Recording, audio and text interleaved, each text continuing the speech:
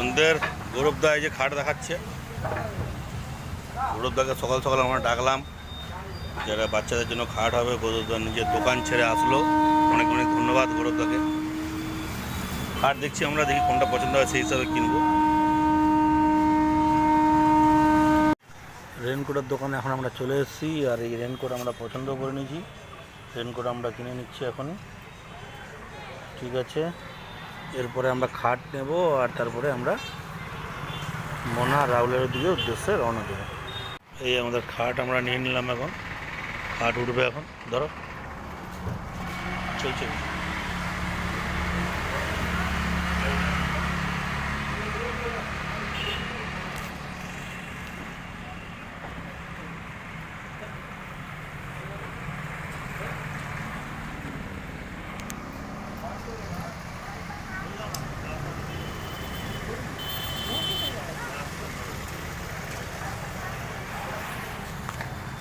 এখন আমরা খাট নিয়ে যাচ্ছি আস্তে আস্তে ওর বাড়ির দিকে, বুঝতে পারছেন।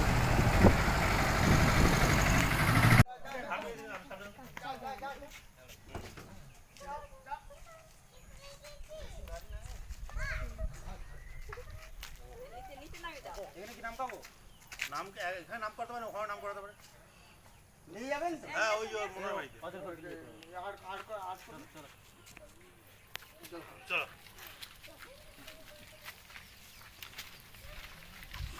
চল, তোরা কি ডায়লগ দিচ্ছিলি, ধরে নিবি কোথায় তোরা?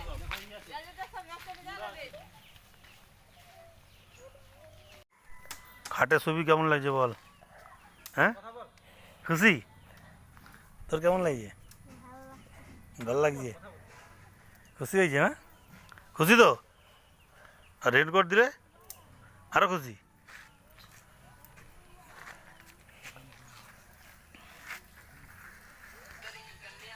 সবাই খুব খুশি, আমাদের অর্পিতা দি, সুপর্ণা দি, সেলিদি এবং সৌমেন দত্ত, লাট্টুদা, ওদেরকে অনেক অনেক ধন্যবাদ আমাদের পাশে থাকার জন্য। এভাবে মানুষের পাশে থাকুন, আপনাদের অনেক ভালো হবে। চলো চলে আসলাম এবার মোনার রাহুলের বাড়িতে খাট নিয়ে। চলো, এই তারা চারটা মন আর করো না, চলো একবার ঢুকে দিই ঘরে। হ্যাঁ, আর ওরা পারবে নাকি? বাচ্চা মানুষ পারবে। হ্যাঁ, বাইক ধর, চল বাবা একটু সরস না, আপনি ছাড়িয়ে দেন, ছাড়িয়ে থাম থাম, ছেড়ে দাও, আমরা ঢুকে দিই। ওই কভারটা ঠিক করে লাগা, এই একদম টাইট কর, টাইট কর। হয়ে যাবে। ঢুকো ঢুকো, সাইড করো, দাঁড়া, হাতে লাগবে। স্পষ্ট করে কেন এগুলো দিলে কি আছে? মুটার মাথাতে পাতে দিলে খালি চেয়ারগুলো নিয়ে আয় তুই আর ভাই করে। এদিকে দিলে কি আছে? প্রত্যেকটা চেয়ার নিয়ে সব করে চেয়ার নিয়ে চলে যাচ্ছে সাতটায়। এরকম চারটে আর ওই তিনটে যাচ্ছে। হাতটা কি দিছিস? ঠিক লাইনে আছে। এদিকে মাথা দিবা হবে না, এদিকে পা, কোন দিকে মাথা হবে? এদিকে মাথা দেবে, মাথা এদিকে দিতে পারে, এদিকেও দিতে। অনেক অনেক ধন্যবাদ দাদা, আপনারা সবাই ধরলেন বলে খাটটা আনা হলো।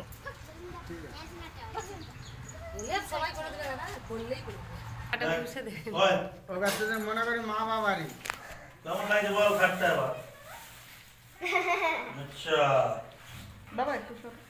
এবার হচ্ছে রাহুলের জন্য একটা রেনকোট। দেখি দাদা, দেখি দেখ, তোর জাদু জাদু লাগছে। এই পর এটা পর দেখি। বৃষ্টি হলে এসকেলেটর মিনি ওটা পরে চলে যাবে, যা। হ্যাঁ, স্কুলে আবার যাই, বন্ধ করছি। বল ওটা দেখি। ওটা অনেক করে দিবে রে ওরা। ওরা যা। ভগবান চায়। বেশি জোরে টান না, আস্তে আস্তে আস্তে আস্তে। দেখি আমরা দেখি। হুম। অন্ধকার আছে, একটু বাইরে দিকে যাও। বাইরে দিকে যাও। দেখি দাঁড়া, দেখি ফটো তুলবো, দাঁড়া বস করে রাখো এখন, রেডি করে। তাহলে আজকে আমাদের খাট চলে আসলো, আর মোনা আর আমার রাহুলের জন্য রেনকোটও চলে আসছে। তো আমাদের আজকে যে এত যে কিছু হলো, তার মধ্যে আমাদের সমাধি আর সংযোগ, ওদের অনেক অনেক ধন্যবাদ, ওরা অনেক সাহায্য করেছে, ঠিক আছে। তো যাই হোক, ওদের সব ইয়ে হলো, হয়ে গেছে, রেনকোট হয়ে গেছে। এবার স্কুল বানা করবি না তো? ব্যাস, ঠিক আছে, চল খুলে দে।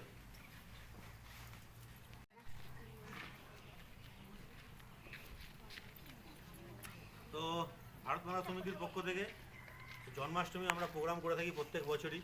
এই বছরও আমাদের দেবীগেরিয়ায় জন্মাষ্টমীর দিন আমরা একটা শোভাযাত্রা বের করব। আর শোভাযাত্রার সঙ্গে সঙ্গে আমরা কৃষ্ণ ঠাকুর সাজো, যে যেরকম খুশি কৃষ্ণ ঠাকুর রাধা সাজতে পারে তাদেরকে ফার্স্ট সেকেন্ড থার্ড আমরা প্রাইজ দেব। এবং সেদিন আমাদের একটা ইচ্ছা আছে যে আমরা ওই গোবিন্দা হান্ডি বলে মনে হচ্ছে ওটা, তো ওই গোবিন্দা না, তো সেদিন কার্যক্রম হবে এবং খিচুড়ি হবে, দই হাঁড়ি, ভোগ ভোগ বিতরণ হবে। হ্যাঁ দই হাঁড়ি। হ্যাঁ, যাই হোক, অনেকে দই হান্ডি বলে, কি অনেকে গোবিন্দা হান্ডি বলে। তো সেদিন আমাদের দেবীগেরিয়ায় এই প্রোগ্রাম আছে। তো আমাদের দেবীগেরিয়া এবং দেবীগেরিয়ার আশেপাশে যেসব মানুষরা আছে তাদের কাছে আমাদের অনুরোধ আছে যে আপনারাও আমাদের এই কার্যক্রমে আসুন। এবং আমার দিদিমণি আছে, দিদিমণির কাছে নামটা লিখে দিতে হবে যারা কৃষ্ণ সাজবে। আর তাদেরকে আমরা প্রাইজও দেবো বললাম। তো দেবীগেরিয়াতে জন্মাষ্টমীর দিন সবাই আসুন, সবাইকে এখন থেকে আমরা আমন্ত্রণ জানাচ্ছি। ঠিক আছে। আজকে ভারত মাতা সমিতির পক্ষ থেকে আমাদের গায়েঘাটা শাখাতে যে কার্যক্রম শহীদ ক্ষুদিরামের আজকে শহীদ দিবস পালন করছি আমরা। আজকে শহীদ হয়েছিলেন উনি।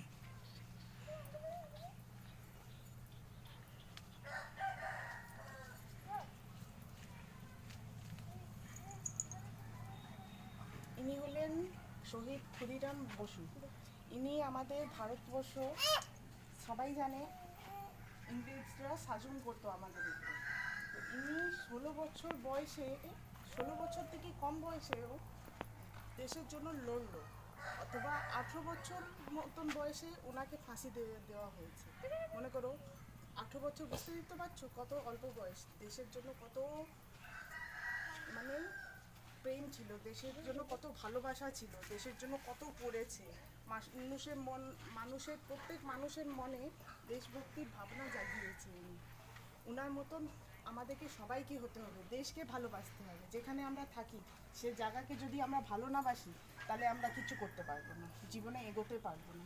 ওই জন্য এসব মানুষকে দেখে, এসব মানুষরা আমাদের প্রেরণা।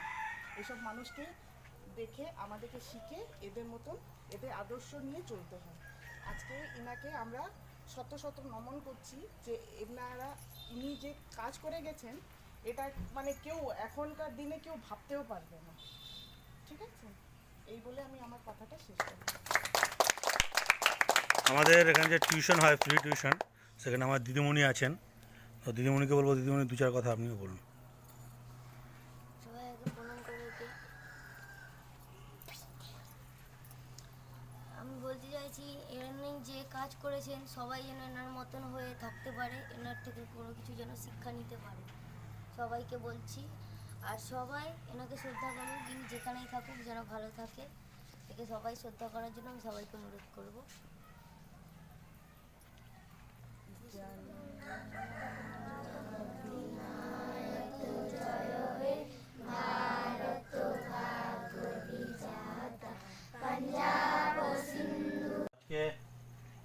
আজকের দিনটা তো আমরা জানি দিনটা কি, দিদিমণিও বললেন। আর আমরা ওনার মতন চেষ্টা করব হওয়ার মতন। আজকের দিনেই উনি ভোরবেলা 4টার সময় ওনাকে যখন বলা হলো যে আর কিছুক্ষণের মধ্যেই তোমার ফাঁসি হবে, আর কিছুক্ষণ পরে তোমার ফাঁসি হবে, তো তোমার ভয় লাগছে না?